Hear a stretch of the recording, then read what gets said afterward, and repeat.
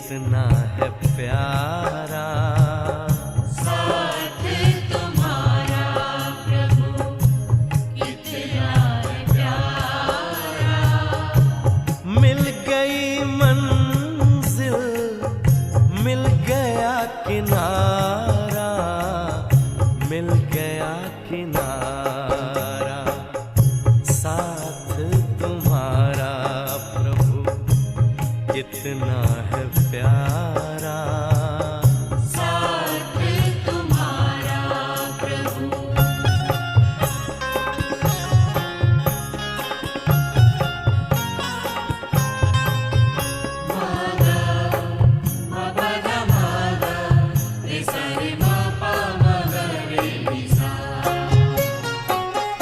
रोशनी ही रोशनी आती नजर है, अब ना भंवर का डर, ना ही फिक्र है, ना ही फिक्र है। हाथ में तेरे जब हाथ है हमारा, साथ तुम्हारा प्रभु कितना है प्यारा। साथ तुम्हारा प्रभु।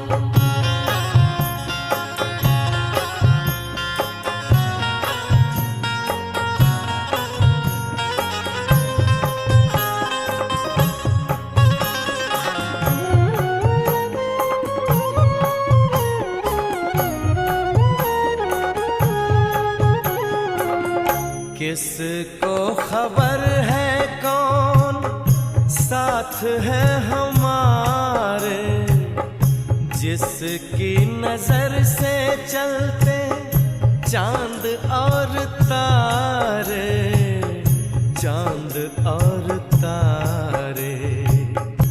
कितनी ही बार तुमने पार उतारा, साथ तुम्हारा प्रभु कितना है प्यारा। साथ तुम्हारा प्रभु।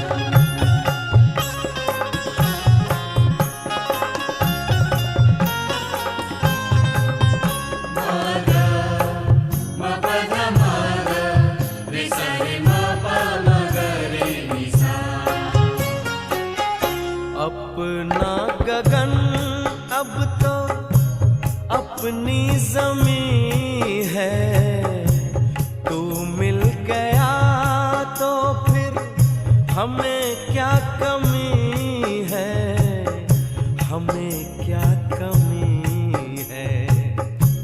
कितना हसीन लगता हर एक नजारा, साथ तुम्हारा प्रभु कितना है प्यारा।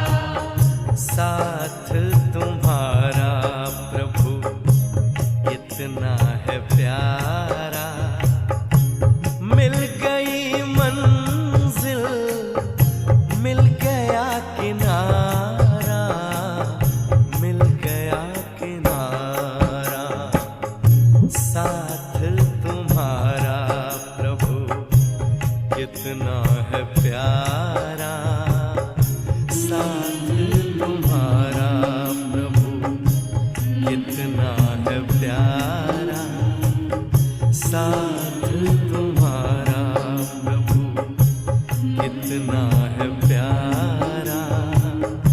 साथ तुम्हारा प्रभु।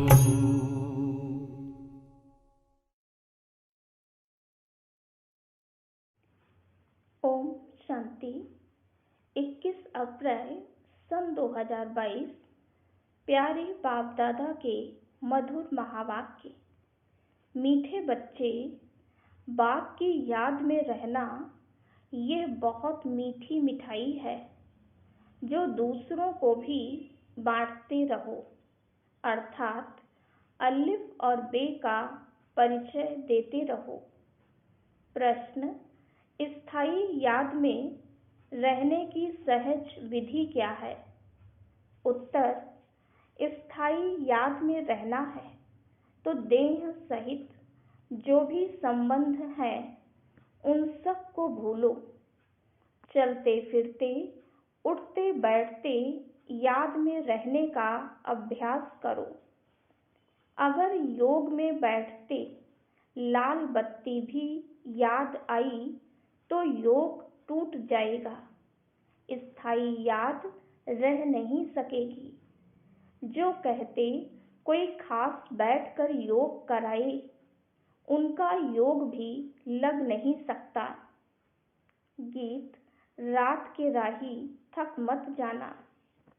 ओम शांति। अभी यह हुई योग की बात, क्योंकि अभी है रात। रात कहा जाता है कलयुग को, दिन कहा जाता है सतयुग को। तुम अभी कलयुग रूपी रात से सतयुगी दिन में जाते हो, इसलिए रात को भूल दिन को याद करो। नर्क से बुद्धि को हटाना है। बुद्धि कहती है बरोबर यह नर्क है, और किसी की बुद्धि नहीं कहती। बुद्धि है आत्मा में। आत्मा अब जान गई है कि बाबा आया है रात से दिन में ले जाने। बाप कहते हैं, हे आत्माएं, तुमको जाना है स्वर्ग में, परंतु पहले शांति धाम में जाकर फिर स्वर्ग में आना है। गोया तुम योगी हो, पहले घर के, पीछे राजधानी के। अब मृत्यु लोक अर्थात रात पूरी होनी है। अब जाना है दिन में। इसको ईश्वरीय योग कहा जाता है। ईश्वर निराकार हमको योग सिखलाते हैं, अथवा हम आत्माओं की सगाई कराते हैं। यह है रूहानी योग, वो है जिस्मानी। तुम बच्चों को एक जगह बैठ योग नहीं लगाना है। वो तो मनुष्य जैसे खुद बैठते हैं, वैसे सबको बैठक सिखाते हैं। यहाँ तुमको बैठक नहीं सिखाई जाती है।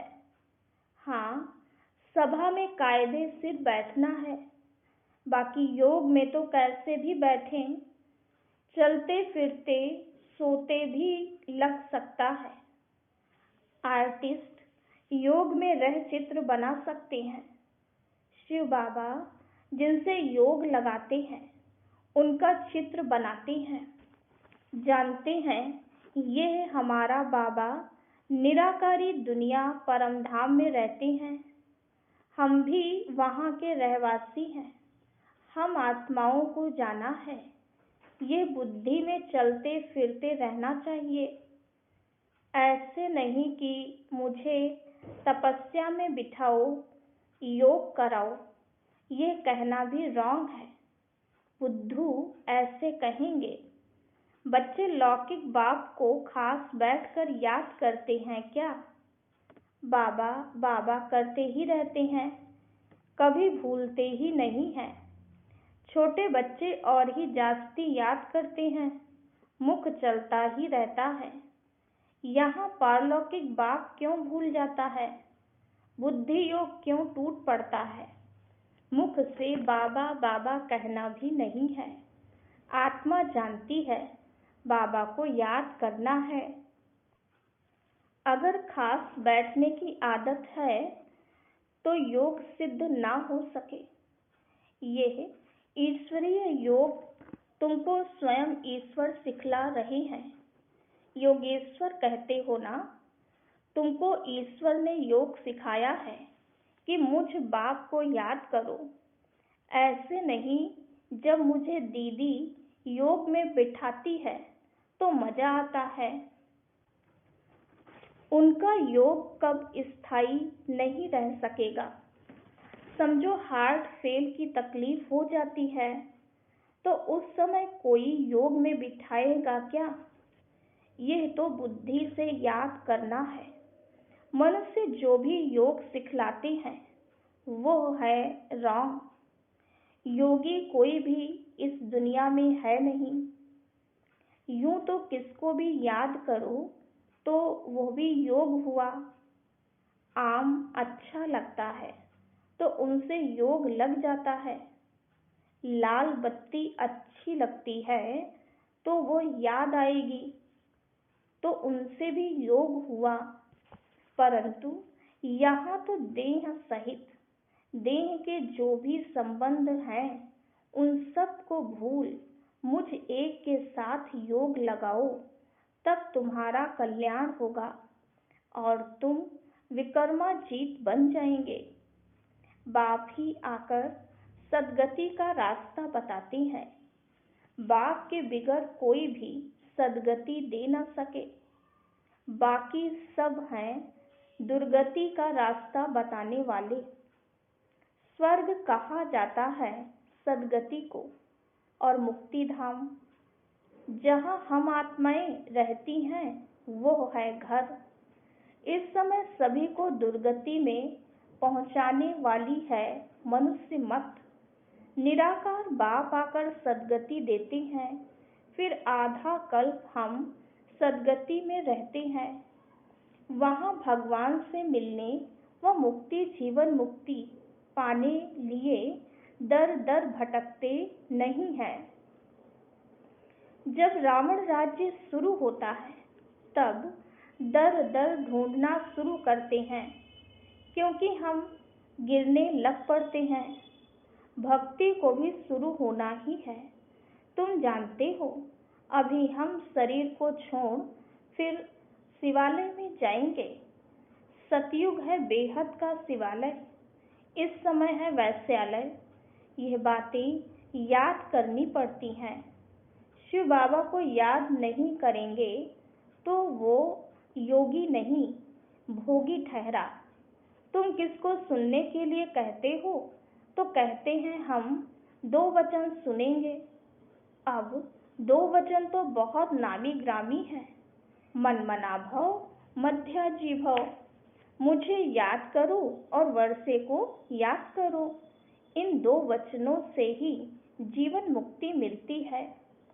बाप कहते हैं मुझे याद करो तो निरोगी बनेंगे और चक्र को याद करेंगे तो धनवान बनेंगे। 2 वचन से तुम एवर हेल्दी और एवर वेल्दी बन जाते हो। अगर राइट बात है तो उस पर चलना पड़े, नहीं तो समझते हैं बुद्धू। अलिफ और बे ये हैं 2 वचन। अलिफ अल्लाह, बे हुई रचना। बाबा है अलिफ, बे है बादशाही। तुम्हारे में कोई को बादशाही मिलती है और कोई प्रजा में जाते हैं। तुम बच्चों को पोता मेल रखना चाहिए कि सारे दिन में कितना समय बाप को और वर्षे को याद किया। यह श्रीमत बाप ही देते हैं। आत्माओं को बाप सिखलाते हैं। मनुष्य धन के लिए कितना माथा मारते हैं। धन तो ब्रह्मा के पास बहुत था। जब देखा कि अलिफ से बादशाही मिलती है तो धन का क्या करेंगे। क्यों ना सब कुछ अलिफ के हवाले कर बादशाही ले में। बाबा ने इस पर एक गीत भी बनाया। अलिफ को अल्लाह मिला, बे को मिली बादशाही। उसी समय बुद्धि में आया हमको तो विष्णु चतुर्भुज बनना है। हम इस धन को क्या करेंगे। बस बाबा ने बुद्धि का ताला खोल दिया। ये साकार बाबा तो धन कमाने में बिजी था। जब राजाई मिलती है तो गदाई का काम क्यों करें। फिर बाबा भूख तो नहीं मरा। बाबा के पास जो आते हैं उनकी बहुत अच्छी पालना होती है। घर में भूख मरते होंगे। यहाँ तो जो श्रीमत पर चलते हैं उनको बाबा भी बहुत अच्छी मदद करते हैं। बाबा कहते हैं सबको रास्ता बताओ कि बेहद के बाप को याद करो और चक्र की नॉलेज को याद करो तो तुम्हारा बेड़ा पार हो जाएगा। खिवैया आया है बेड़ा पार करने, तब तो गाते हैं पतित पावन खिवैया, परंतु याद किसको करना है ये किसको भी मालूम नहीं है, क्योंकि सर्वव्यापी कह दिया है। एक ही शिव के चित्र को कहते हैं भगवान, फिर लक्ष्मी नारायण या ब्रह्मा विष्णु शंकर को भगवान क्यों कहते हैं? अगर सब ही बाप बन जाएं तो वर्षा कौन देगा? सर्वव्यापी कहने से तो न देने वाला रहा न लेने वाला रहा। लिखा हुआ है ब्रह्मा द्वारा स्थापना, ऊपर में शिव खड़ा है। शिव बाबा ब्रह्मा द्वारा देवता बनाते हैं तो ब्रह्मा भी देवता बनेंगे। यह काम एक बाप का ही है, उनकी ही महिमा है। एको ओमकार निराकार अकाल मूर्त, आत्मा अकाल मूर्त होती है, उनको काल नहीं खाते, तो बाप भी अकाल मूर्त है। शरीर तो सबके खत्म हो जाते हैं, आत्मा को कभी काल खाता नहीं है। वहाँ अकाले मृत्यु कब होता नहीं है। समझते हैं हमको एक शरीर छोड़ दूसरा लेना है। स्वर्ग में है तो जरूर पुनर्जन्म भी स्वर्ग में ही होगा। यहाँ तो सब नरकवासी हैं, कहते हैं फलाना स्वर्ग पधारा तो जरूर पहले नर्क में था। इतनी सहज बात भी समझते नहीं हैं। सन्यासी भी नहीं जानते हैं, वो तो ज्योति ज्योत समाया कह देते हैं। भारतवासी भगत भगवान को याद करते हैं। गृहस्थी भगत हैं क्योंकि भक्ति प्रवृत्ति मार्ग वालों के लिए होती है। वो तो हैं तत्वज्ञानी, समझते हैं हम तत्व से योग लगाकर लीन हो जाएंगे। वो तो आत्मा को भी विनाशी मानते हैं, सत्य कब बोल नहीं सकते। सत्य है एक परमात्मा। तुमको अभी सत्य का संग है तो बाकी सब झूठ हुए। कलयुग में सत्य बोलने वाला कोई मनुष्य होता ही नहीं। रचयिता और रचना के बारे में कोई भी सत्य नहीं बोलता। बाप कहते हैं अभी मैं तुमको सभी शास्त्रों का सार बतलाता हूँ। मुख्य जो गीता है उनमें भी परमात्मा के बदले मनुष्य का नाम डाल दिया है, जबकि कृष्ण इस समय सांवरा है। अब कृष्ण का भी ऐसा चित्र बनाएं जो मनुष्य समझें। डबल सेड देवे, एक तरफ सांवरे का सेड, दूसरे तरफ गोरे का सेड, फिर उन पर समझाया जाए कि काम चिता पर बैठने से काला बन जाते हैं, फिर ज्ञान चिता पर बैठने से गोरा बन जाते हैं। निवृत्ति और प्रवृत्ति दोनों ही मार्ग दिखाना है। आयरन एज फिर गोल्डन एज बनती है, गोल्डन के बाद फिर सिल्वर कॉपर होती है। आत्मा कहती है पहले मैं काम चिता पर थी, अब मैं ज्ञान चिता पर बैठी हूँ। अब तुम बच्चे जानते हो हम पतित से फरिश्तानी बन रहे हैं। योग में रह तुम कोई भी चीज बनाओ तो कभी खराब नहीं होगी। बुद्धि ठीक रहने से मदद मिलती है, लेकिन है मुश्किल। बाबा कहते हैं हम भी भूल जाते हैं। बहुत तिरकनबाजी है, बड़ा अच्छा अभ्यास चाहिए। स्थायी याद ठहर नहीं सकती है, चलते फिरते याद में रहने का अभ्यास करना है। याद तो कहाँ भी कर सकते हो, याद से बल मिलता है। इस समय सच्चा योग कोई भी जानते ही नहीं है। बाप के सिवाय जो भी योग लगाना सिखलाते हैं वो रॉन्ग है। भगवान ने जब योग सिखलाया तो स्वर्ग बन गया। मनुष्यों ने जब योग सिखलाया तो स्वर्ग से नर्क बन गया। कोई भी उल्टी चलन थोड़ी चलते हैं तो बुद्धि का ताला बंद हो जाता है। 10-15 मिनट भी याद में नहीं रह सकते। नहीं तो बूढ़ियों के लिए, बच्चों के लिए, बीमारों के लिए भी बहुत सहज है। बहुत अच्छी मिठाई है। भल गूंगा बहरा हो वो भी इशारों से समझ सकते हैं। बाप को याद करो तो ये वर्षा मिलेगा।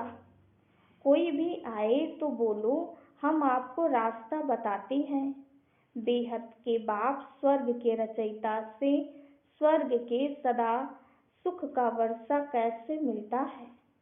ये छोटी छोटी चिटकियां पर्चे बांटते रहना चाहिए।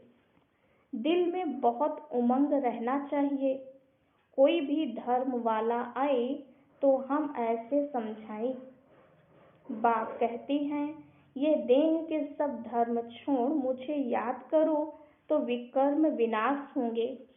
तुम मेरे पास चले आएंगे। पहले पहले ये निश्चय करो। फिर दूसरी बात, तब तक आगे बढ़ना ही नहीं है। अपने को आत्मा समझ बाप को याद करो। बस ये है सबसे फर्स्ट क्लास बात। सिर्फ 2 अक्षर हैं, अलिफ और बे, बाप और वर्षा।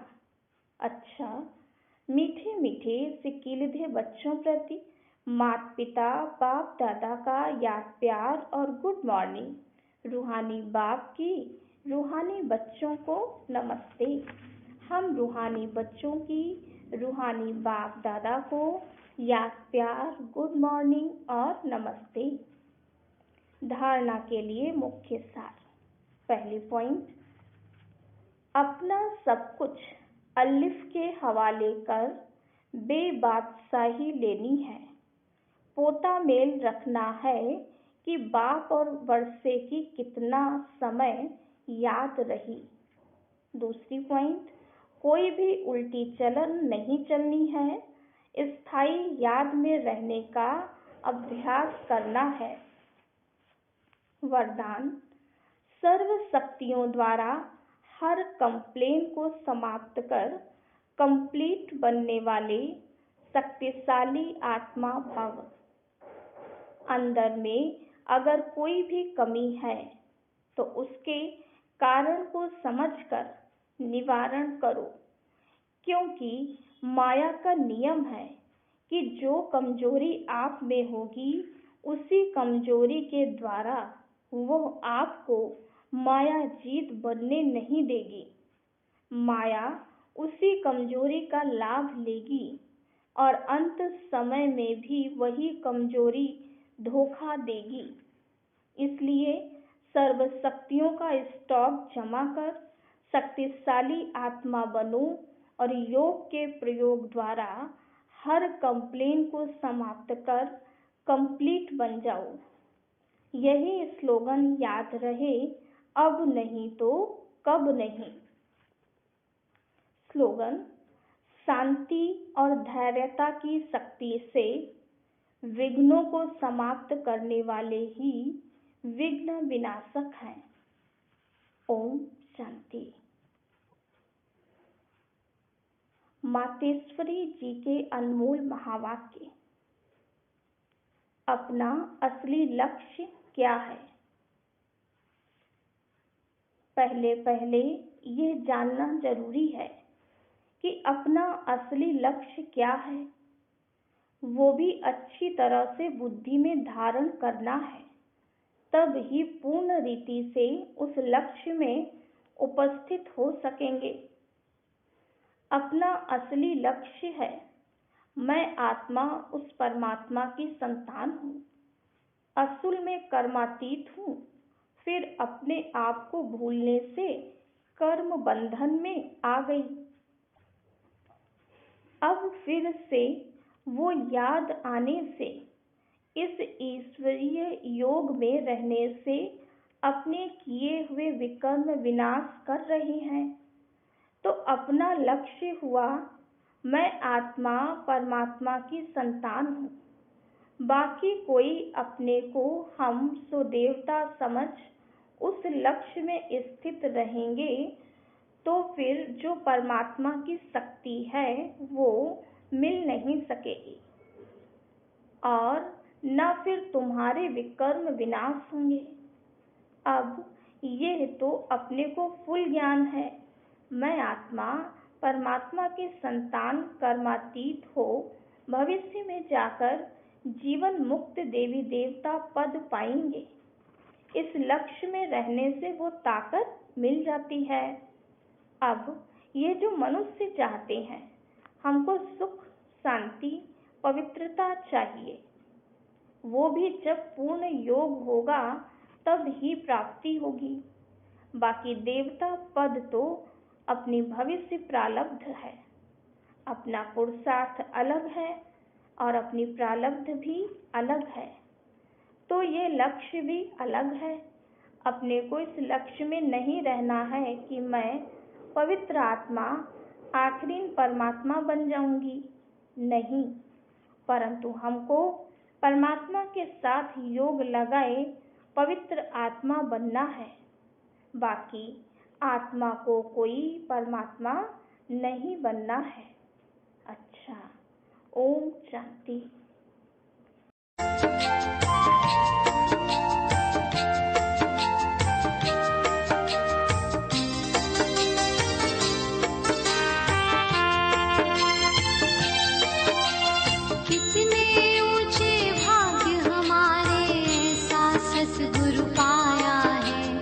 जलती हुई इस दुनिया में मिली शीतल छाया है।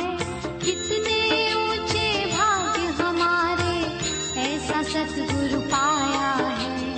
जलती हुई इस दुनिया में मिली शीतल छाया है।